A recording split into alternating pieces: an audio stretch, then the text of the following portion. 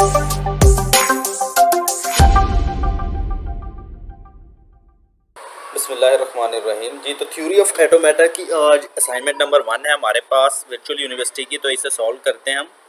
यहाँ पे ये इंस्ट्रक्शंस उन्होंने लिखी हुई हैं, ये आप खुद डिटेल से पढ़ लेना। जैसे उन्होंने लिखा हो यहाँ पे कि जो सॉल्यूशन फाइल होगी वो वर्ड फाइल में होनी चाहिए।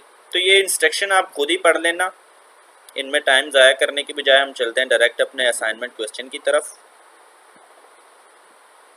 जी, ये असाइनमेंट क्वेश्चन है, 2 क्वेश्चन है इसमें, बिल्कुल आसान है ये। इसमें हमने पहले एक रेगुलर एक्सप्रेशन लिखेंगे और उससे फिर एफ ए टेबल ड्रा करेंगे। और सेकंड भी बिल्कुल आसान क्वेश्चन है, इसमें हमने बताना है कि कौन सी जो स्ट्रिंग्स हैं वो इस रेगुलर एक्सप्रेशन का हिस्सा नहीं है, वो हमने हाईलाइट करनी है। और सेकंड क्वेश्चन का सेकंड पार्ट है, इसमें यह है कि एक स्ट्रिंग उन्होंने दी हुई है, हमने इसको रिवर्स लिखना है इस स्ट्रिंग का, और इस स्ट्रिंग की लेंथ बतानी है हमने। तो चलते हैं हम इस असाइनमेंट के सॉल्यूशन की तरफ। तो हमारे पास जो इसमें फर्स्ट क्वेश्चन है वो मैं यहाँ पे लिख लेता हूँ। अब इसमें जो सबसे मेन चीज़ है वो ये है कि हमने इसका एक रेगुलर एक्सप्रेशन ड्रा करना है। मैंने आपको पहले ही बताया था अपने कोर्स में कि अगर हम थ्योरी ऑफ ऑटोमेटा में रेगुलर एक्सप्रेशन बनाना सीख जाते हैं तो हम आधी थ्योरी ऑफ ऑटोमेटा सीख जाते हैं, क्योंकि regular expression theory of automata में एक बैकबोन का काम करता है। तो यहाँ पे इसका रेगुलर एक्सप्रेशन लिखते हैं। उन क्वेश्चन में उन्होंने कहा है कि हमारे पास जो स्ट्रिंग है वो ए और बी से बनेगी, और हमारे स्ट्रिंग जो होगी वो उसके एंड में हमेशा इवन नंबर ऑफ ए होने चाहिए। यानी हमारे पास ए इस तरह होंगे, 2 ए होंगे लास्ट में, या 4 ए होंगे, 6, 8, 10 इस तरह होंगे। तो सबसे पहले इसके लिए रेगुलर एक्सप्रेशन ड्रा करता हूँ मैं यहाँ पे। आप एक दफ़ा खुद से रेगुलर एक्सप्रेशन ड्रा करके देखना और फिर मेरे रेगुलर एक्सप्रेशन से उसे मैच करना। तो अगर आप रेगुलर एक्सप्रेशन ड्रा कर सकते हैं तो आपके लिए थ्योरी ऑफ ऑटोमेटा कुछ भी नहीं है। यहाँ पे रेगुलर एक्सप्रेशन लिखता हूँ मैं। ये देखो, रेगुलर एक्सप्रेशन ड्रा करने का तरीका मैं पहले आपको बता चुका हूँ कि हमारी स्ट्रिंग जो है वो डबल ए पर एंड होनी चाहिए, यानी इवन नंबर ऑफ ए पर होनी चाहिए। तो मैं यहाँ पे डबल ए लिख लूँगा। इवन में ऐसा ही होता है ना कि 2 या 4 या 6 या 8 इस तरह। अब देखना ये कि उन्होंने हमें देखो इस क्वेश्चन में कोई कंडीशन नहीं बताई कि हमारा क्वेश्चन जो है, हमारी स्ट्रिंग जो है वो ए से शुरू होगी या बी से शुरू होगी। तो इसका मतलब है हमारी स्ट्रिंग ए से भी शुरू हो सकती है और बी से भी शुरू हो सकती है। ठीक है, तो यहाँ पे मैं ए प्लस बी का लूप लगा देता हूँ। इन दोनों में से कोई भी आ सकता है स्टार्ट में, ठीक है। और ये स्टार लगाने का मकसद ये है कि इसका लूप लग जाएगा। ऐसा भी हो सकता है कि हमारी स्ट्रिंग में सिर्फ 2 ही अल्फ़ाबेट हो, यानी डबल ए पर हमारी स्ट्रिंग कंटेन हो। अब देखें हमारे पास जो है, हमारे पास अगर हम डायग्राम की तरफ थोड़ा सा ध्यान दें तो हमारे पास शुरू में ऐसा होगा कि ए और बी का लूप लग जाएगा और हमारी स्ट्रिंग में डबल ए आ जाएगा, ठीक है। लेकिन उन्होंने कहा है कि हमारी स्ट्रिंग जो है वो इवन नंबर ऑफ ए पर कंटेन होनी चाहिए। हमारी स्ट्रिंग में 4 ए भी आ सकते हैं या 6 ए भी आ सकते हैं। और इसमें तो एक ऑब्जेक्शन ये भी है कि हमारे पास हम इस ए को रीड करेंगे और 2 ए इनको रीड करेंगे तो हमारी स्ट्रिंग तो 3 ए पर कंटेन हो जाएगी। इसका मतलब हमारा रेगुलर एक्सप्रेशन अभी गलत है, अभी ये ठीक नहीं हुआ। तो हमारी स्ट्रिंग का जो एंड होगा वो इवन नंबर ऑफ ए पर होगा, तो इसमें 2, 4, 6, 8 इस तरह ए आएंगे। तो इसके लिए मैं यहाँ पे डबल ए का लूप लगा देते हैं। इसका मतलब है कि हमारे पास या तो लास्ट में 2 ए होंगे या 4 होंगे या 6 होंगे या 8 या 100 ऑन। तो हमारी एंडिंग वाली प्रॉब्लम है ये तो सॉल्व हो चुकी है। लेकिन अभी एक प्रॉब्लम ये है कि अगर हमारे पास हम फर्स्ट स्टेज से इस ए को रीड कर लेते हैं और उसके बाद इन 4 ए को हम रीड करते हैं तो हमारी जो स्ट्रिंग होगी वो 5 ए पर कंटेन हो जाएगी। तो हमारा क्वेश्चन तो गलत हो जाएगा, इसलिए हम यहाँ पे एक बी लिख लेंगे। अब हमारा रेगुलर एक्सप्रेशन कंप्लीट हो चुका है क्योंकि हमारे पास लास्ट में जो ए हैं वो इवन है, ठीक है। उन्होंने इनिशियल स्टेट पे हमें कोई कंडीशन नहीं बताई, तो उन्होंने सिर्फ एंडिंग स्टेट पे हमें कंडीशन बताई है कि हमारे जो ए हैं वो इवन होने चाहिए। ये क्वेश्चन जो है, ये रेगुलर एक्सप्रेशन इस असाइनमेंट का सबसे जो कॉम्प्लिकेटेड टॉपिक था वो यही था। इसके बाद अब हमने एफ ए डायग्राम बनानी है। हमारे पास एफ ए में 2 टाइप्स होती हैं, एक एन एफ ए और एक डी एफ ए। अब हमें किस तरह पता चलेगा कि हमने इस क्वेश्चन के लिए जो डायग्राम बनानी है वो एन एफ ए की होगी या डी एफ ए की होगी? तो वो हमें इस रेगुलर एक्सप्रेशन को देखकर पता चलेगा। वो इस तरह के, देखो हमारे पास जो एंड है वो डबल ए पर होना चाहिए, ठीक है।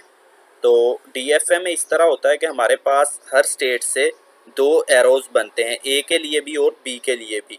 अगर हमारे पास हर स्टेट से 2 एरोज बनेंगे तो हमारा एंड डबल ए पर नहीं होगा। इसका मतलब जो डायग्राम बनेगी वो NFA के लिए बनेगी।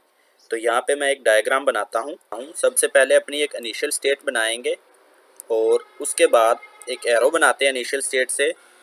मैंने अपनी प्लेलिस्ट में आपको बताया था कि किस तरह हम रेगुलर एक्सप्रेशन से एक NFA या DFA डायग्राम ड्रा करते हैं। इसका रूल ये है कि सबसे पहले हम वो उन अल्फ़ाबेट्स के लिए एरो बना लेते हैं जिनके ऊपर स्टार ना दिया हो। ठीक है, तो हमारे पास देखो B के ऊपर स्टार नहीं है, तो यहाँ पे मैं B लिख लेता हूँ। ये B लिख लिया। और इसके बाद हमारे पास डबल A है। ये देखो इन 2 A's के ऊपर हमारे पास स्टार नहीं है, तो यहाँ पे हम एक A के लिए एरो ड्रा करेंगे और ये दूसरे A के लिए एरो ड्रा करेंगे। ये हमारे पास फाइनल स्टेट हो गई। ठीक है, हमारी स्ट्रिंग जो है वो डबल A पर ख़त्म होनी चाहिए, तो यही से हम अपनी फाइनल स्टेट कर देंगे। अब इसके बाद जिन अल्फ़ाबेट्स के ऊपर स्टार दिया होता है उनका हम लूप लगाते हैं। तो हमारे पास A प्लस B का होल स्टार है, तो यहाँ पे A और B का लूप लग जाएगा। और ये फाइनल स्टेट है, यहाँ पे हमारे पास डबल A का स्टार है, तो यहाँ पे डबल A का लूप लग जाएगा हमारी फाइनल स्टेट पर। जैसा कि हमने पढ़ा था कि हमारे पास एक से ज़्यादा रेगुलर एक्सप्रेशन और एक से ज़्यादा NFA हो सकते हैं। तो बिल्कुल इसी तरह अब हम इस क्वेश्चन को देखते हैं। ये देखें यहाँ में हमने ये B जो है ये कंपल्सरी ऐड कर दिया है, जो कि कंडीशन में नहीं दिया गया। तो मैं यहाँ से भी इस B को रिमूव करता हूँ और यहाँ से भी। उसके बाद यहाँ से इस B को रिमूव करते हैं और यहाँ पे इस स्टेट को रिमूव करके यहाँ पे सिर्फ A लिख देते हैं। ठीक है, तो अब देखें हमारे पास ये जो रेगुलर एक्सप्रेशन बन गया, हमारे पास एंडिंग जो है वो डबल A पर हो रही है, इवन नंबर ऑफ A पर। ठीक है, तो शुरू में हमारे पास कितने भी A आ जाए, लेकिन हमारे पास लास्ट में डबल A है। ये देखो ये A और ये A। अब हम देखते हैं कि ये जो FA डायग्राम हमारे पास बनी है, क्या ये उन तमाम स्ट्रिंग्स को पास करेगी जिसके लास्ट में डबल A, 4th A या 6 दफ़ा A या 8 दफ़ा A आएंगे। क्या इसके लिए ये डायग्राम ठीक है? ये देखें, हम यहाँ से एक A को रीड करते हैं, ये A रीड कर लिया। उसके बाद इस A को रीड करते हैं, ये A रीड कर लिया। उसके बाद 1 दफ़ा लूप और 2 दफ़ा लूप, 6 A के लिए हमने इसे रीड कर चुके हैं। ठीक है, तो हमारे पास इवन नंबर ऑफ A जितने भी होंगे, हमारे पास कोई भी ऐसी स्ट्रिंग जिसके लास्ट में इवन नंबर ऑफ A होंगे, तो ये डायग्राम उन सब स्ट्रिंग को पास करेगी। लेकिन इसके साथ साथ हमारी ये जो डायग्राम है ये ऑड नंबर ऑफ A को भी पास कर सकती है। जैसे मैं यहाँ पे एक A और लिख देता हूँ, तो हम यहाँ से एक A को रीड करते हैं, फिर इसे रीड करते हैं, फिर इसे रीड करते हैं। तो इस तरह ये अगर हमारे पास नंबर ऑफ A ऑड होंगे तो उसे भी रीड करेगी, लेकिन इवन नंबर्स को हर सूरत में रीड करेगी। हमारे पास ऐसा हो सकता है कि हम यहाँ से स्टार्ट हो जाते हैं, एक A और दूसरा A। ये 2 A तो हमारे पास कंपल्सरी है। उसके बाद हमारे पास जब भी लास्ट में A आएंगे तो वो हमेशा डबल A की सूरत में आएगा, सिंगल A हमारे पास नहीं होगा। तो ये डायग्राम बना लें आप, ये रेगुलर एक्सप्रेशन और ये डायग्राम बना लें तो भी आपका क्वेश्चन ठीक हो जाएगा। तो ये क्वेश्चन नंबर 1 कंप्लीट हो चुका है इस असाइनमेंट का। अगर आपके जहन में कोई क्वेश्चन हो तो आप लाजमी कमेंट में पूछ सकते हैं। अगर आपको सॉल्यूशन फाइल रिक्वायर हो तो मैं आपको ईमेल कर दूंगा, आप अपना ईमेल एड्रेस कमेंट में लिख देना। और जितने भी लोग मेरे ग्रुप से इस असाइनमेंट को देख रहे हैं, इस सॉल्यूशन को देख रहे हैं, वो लाजमी कमेंट करें। इस तरह मुझे पता लगेगा कि कितने लोग हैं जो प्रॉपर मेरे चैनल पे देखते हैं, जो मेरे चैनल पर थ्योरी ऑफ ऑटोमेटा सीख रहे हैं। जी, तो मेरे पास असाइनमेंट का ये सेकंड क्वेश्चन है। इसमें उन्होंने कहा है कि mention the strings which is are not the part of language L accepted by the regular expression. ये हमारे पास एक रेगुलर एक्सप्रेशन है, तो उन्होंने कहा कि जो स्ट्रिंग इस रेगुलर एक्सप्रेशन को एक्सेप्ट नहीं कर रही, या ये रेगुलर एक्सप्रेशन जिस स्ट्रिंग को एक्सेप्ट नहीं करता, उन स्ट्रिंग को आपने मेंशन करना है। तो इस रेगुलर एक्सप्रेशन में एक मेन चीज़ जो देख लें वो ये है कि हमारा जो रेगुलर एक्सप्रेशन है, हमारी स्ट्रिंग 0 से शुरू हो रही है और हमारी स्ट्रिंग 1 पे एंड हो रही है। इसके दरमियान में 0 भी आ सकता है और 1 भी आ सकता है। हमने वो स्ट्रिंग देखनी है जो इस रेगुलर एक्सप्रेशन को एक्सेप्ट नहीं करती, यानी कि हमारी स्ट्रिंग जो है वो इन कंडीशन को फॉलो नहीं करती। ये देखो हमारी फर्स्ट स्ट्रिंग जो है वो ये है टेट्रा 0, लेकिन होना तो ऐसा चाहिए था कि हमारी स्ट्रिंग के लास्ट में 1 आना चाहिए था। ये हमारी स्ट्रिंग इस रेगुलर एक्सप्रेशन को एक्सेप्ट नहीं करती, तो ये स्ट्रिंग इसे हम मेंशन कर देंगे, क्योंकि उन्होंने कहा है कि उन स्ट्रिंग को मेंशन करें जो इस रेगुलर एक्सप्रेशन से एक्सेप्ट नहीं हो रही। ये देखो हमारी सेकंड स्ट्रिंग जो है ये 1 से शुरू हो रही है और 0 पर एंड हो रही है, जबकि होना ऐसा चाहिए था कि हमारी ये स्ट्रिंग 0 से शुरू होती और 1 पर एंड होती, तो फिर ये स्ट्रिंग इस रेगुलर एक्सप्रेशन को एक्सेप्ट करती। तो ये इसे एक्सेप्ट नहीं कर रही, इसे भी हाईलाइट कर देंगे। यहाँ पे मैं ये लाइन लगा देता हूँ। इसके बाद हमारे पास ये स्ट्रिंग है जो कि 0 से स्टार्ट हो रही है और 1 पे एंड हो रही है। तो हमारे रेगुलर एक्सप्रेशन में जो कंडीशन थी वो ये थी कि 0 से स्टार्ट होनी चाहिए और 1 पर एंड होनी चाहिए।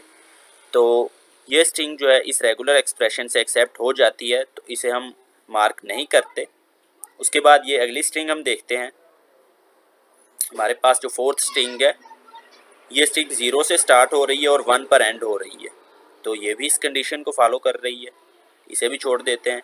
उसके बाद हम देखते हैं कि हमारे पास जो लास्ट स्ट्रिंग है ये 1 से ही स्टार्ट हो रही है और 1 पर एंड हो रही है, जो कि इस कंडीशन को फॉलो नहीं करती। हमने इसे मेंशन करना है, ये इसे भी मैंने मेंशन कर दिया, क्योंकि हमने मेंशन सिर्फ उन्हीं स्ट्रिंग्स को करना था जो कि इस लैंग्वेज का, इस रेगुलर एक्सप्रेशन का हिस्सा नहीं है। तो ये जो स्ट्रिंग्स हैं हमारे पास ए, बी और ई, ये स्ट्रिंग इस रेगुलर एक्सप्रेशन का हिस्सा नहीं है। इसके बाद चलते हैं अपने सेकंड क्वेश्चन के सेकंड पार्ट की तरफ। यहाँ पे ये मेरे पास क्वेश्चन 2 का सेकंड पार्ट है। इसमें उन्होंने ये स्ट्रिंग दी हुई है और उन्होंने जो अल्फ़ाबेट्स दिए हैं उन्होंने कहा है कि ये अल्फ़ाबेट्स हैं हमारे पास P Q R S T U V, string in alphabets से बनी है। तो हमने इस स्ट्रिंग का रिवर्स लिखना है और लेंथ बतानी है, इस स्ट्रिंग की लेंथ कितनी है।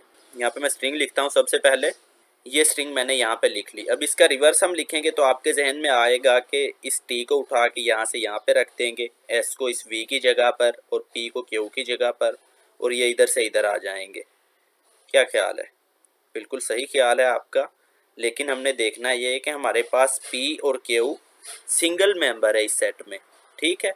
तो हमने जब भी इनकी पोजीशन को रिप्लेस करना है तो हमने पी और क्यू की पोजीशन को एक साथ रिप्लेस करना है और इसी तरह एस और टी की पोजीशन को भी एक साथ रिप्लेस करना है। यहाँ पे मैं इस स्ट्रिंग का रिवर्स लिखता हूँ। तो देखें हमारे पास एस और T as a single member count होगा।